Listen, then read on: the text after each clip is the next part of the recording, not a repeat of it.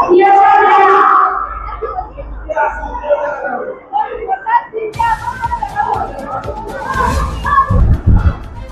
স্কুলে যোগা বিভাগে শিক্ষক নিযুক্ত হতে পারে এমনটাই আশা প্রকাশ করলেন যোগাঙ্গনের অধ্যক্ষা। যোগা দিবস অনুষ্ঠিত হলো হলদিয়ার ব্রজলাল চকে স্কুলের অডিটোরিয়ামে। যোগা প্রতিষ্ঠান যোগাঙ্গনের আয়োজনে ছাত্রছাত্রীরা আন্তর্জাতিক যোগা দিবস পালন করল সকালবেলা। প্রতিষ্ঠানের প্রায় 500 অধিক ছাত্রছাত্রী আন্তর্জাতিক যোগা দিবস পালন করলো। এছাড়া এই প্রতিষ্ঠানের বেশ কিছু ছাত্রছাত্রী শিলিগুড়িতে গিয়ে ভালো ফল করেছে। তাদের হাতে এমন 36 জনের হাতে পুরস্কার তুলে দেওয়া হয়।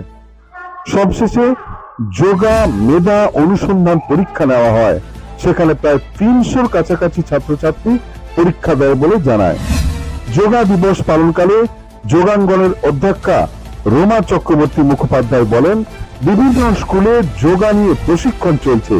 যোগা বিষয়ে প্রশিক্ষণপ্রাপ্ত শিক্ষক নেওয়া হতে পারে এমনটাই আশা প্রকাশ করলেন যোগাঙ্গনের অধ্যক্ষা। বিভিন্ন স্কুলের পাশাপাশি আমাদের দুটো সেশনে ভাগ করা ছিল অনুষ্ঠানটা। সেটা হচ্ছে যে আমরা আন্তর্জাতিক বিশ্ব যোগ দিবস যেটা পালন করছিলাম আজকে সকালবেলা, এবং তার সাথে ছিল যে ন্যাশনালে ইউআইএসএফ পরিচালিত যে ন্যাশনাল কম্পিটিশন শিলিগুড়িতে আমার 36 জন স্টুডেন্ট ওখান থেকে সাফল্য আনতে পেরেছে। 1 থেকে 6-এর মধ্যে তারা ছিল। তাদের সম্বর্ধনা ছোট করে যোগাঙ্গনের তরফে দেওয়া হয়েছিল। আর দ্বিতীয় সেশনটা হচ্ছে যে যোগ মেধা অনুসন্ধান পরীক্ষা দিচ্ছে 286 জন আছেন।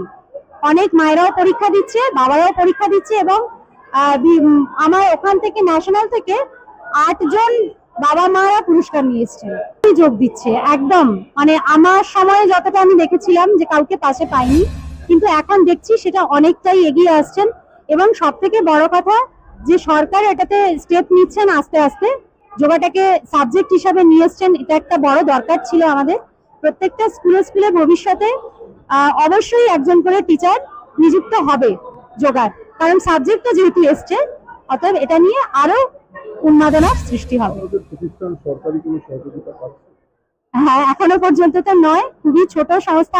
আমরা যোগাঙ্গন সংস্থা, আমরা চেষ্টা করে যাচ্ছি, সরকারের কাছে আবেদন রেখেছি বিভিন্ন জায়গায়। তবে সাহায্য বলতে আমাদের সম্বর্ধনা দিচ্ছেন, সাহায্য বলতে আর্থিক ভাবে নয়, কিন্তু তারা আমাদের সামাজিক ভাবে সাপোর্ট দিচ্ছেন। যেটা বলার সেটা হচ্ছে যে বিভিন্ন ছাত্রছাত্রীর প্রতিভা আছে, যেটা বিভিন্ন আর্থিক সমস্যার জন্য আমাদের অনেকটা পিছিয়ে যেতে হয়, তাদের আমরা নিয়ে যেতে পারি না, এতটাই আর্থিক সমস্যা থাকে। তো সেক্ষেত্রে আমার সরকারের কাছে নিবেদন বা আবেদন যেটাই বলেন, যে যদি আমরা কিছু সরকারি সাহায্য আর্থিকভাবে যদি পেয়ে থাকি, তাহলে বাচ্চাগুলোকে আরো অনেক দূর পর্যন্ত নিয়ে যাওয়া সম্ভব হয়, বা সাংগঠনিক ভাবেও আমরা অনেক দূর যেতে পারি। Smart news Bangla, smart news Bangla.